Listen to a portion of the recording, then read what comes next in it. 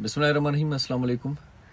सॼी संगत खे इरशाद जागीरानी जो सिक भरियो सलाम क़बूल पवे। उम्मीद आहे तव्हां बिल्कुलु ठीकु ठाक हूंदो, ख़ैरियत सां हूंदो, मज़े में हूंदो। अॼु पूरे मुल्क जीअं कराचीअ में बि रोड रस्ता सील आहिनि, बंदि आहिनि, ब्लॉक आहिनि। मुख़्तलिफ़ जायुनि ते धरना लॻी रहिया आहिनि। ऐं आउं जीअं ऑफिस जे लाइ रवानो थियुसि त रस्ते में ट्रैफिक जैम मिली, उते ई हिकिड़ी साइड वठी आउं बीह रहियुसि ऐं सोचियुमि पिए त छो न तव्हां सां बि कचहरी कजे ऐं तव्हांखे बि इन सूरत हाल खां आगाही ॾिजे। हज़ारा बरादरी गुज़िरियल कुझु ॾींहंनि खां वठी कोयटा में उन्हनि जो धरणो जारी आहे। उन्हनि जी कम्यूनिटी जा माण्हू क़तल कया था वञनि। हिकु त असीं बि उन जी पुरज़ोर मज़म्मत कयूं था। ईअं न थियणु घुरिजे। हर कंहिंखे जीअण जो हक़ु आहे, हर कंहिंजो पंहिंजो फ़िरक़ो आहे ऐं इन्हनि ॻाल्हियुनि खे बुनियादु बणाए कंहिंखां बि जीअण जो हक़ु नथो खसे सघिजे।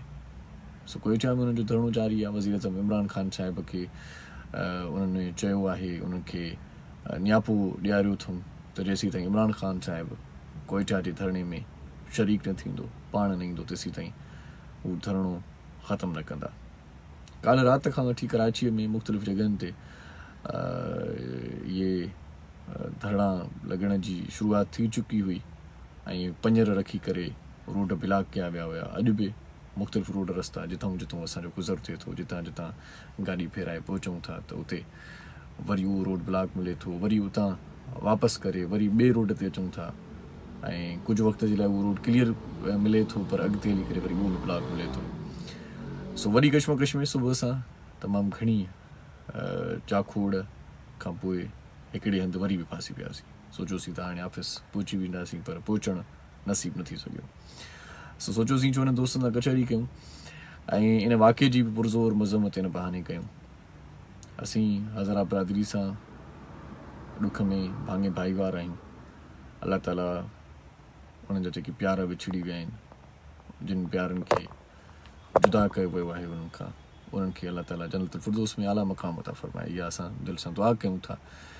ऐं जेकी वस वारा आहिनि, जेकी ख़ासि तौर ते हुकूमत वारा आहिनि, हुकूमती मशीनरी आहे जिन वटि, उन्हनि खे गुज़ारिश आहे त फौरी तौर ते इन मामले जो खड़तेल कढिजे त आख़िर अहिड़ा वाक़िया सदाईं हज़ारा बरादरी सां छो था थियनि। मूं सुबुह हिकिड़ी पोस्ट बि ॾिठी जिते हिकिड़ी नंढड़ी ॿारड़ी प्ले कार्ड खणी बीठी हुई ऐं उन प्ले कार्ड ते हिकिड़ी ॾाढी ज़बरदस्त ॻाल्हि लिखियल हुई।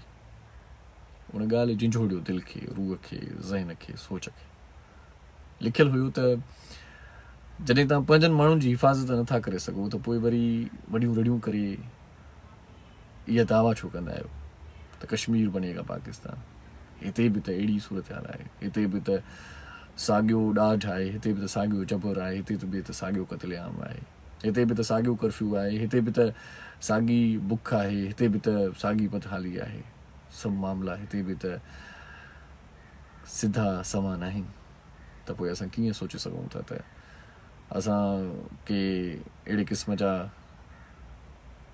असांखे अहिड़ी जिदोजहद में, अहिड़े क़िस्म जी जिदोजहद में पाण कामयाबु थी सघूं था। सभ खां पहिरियां त पंहिंजो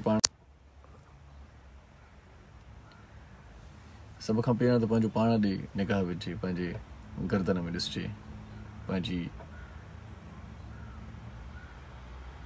वॾी महिरबानी अदा दोस्त जेकी यादि कनि पिया, महिरबानी करे कॉल न कयो, बल्कि आउं हिनखे फ्लाइट मूड रखी पोइ तव्हां सां मुखातिब थियां थो।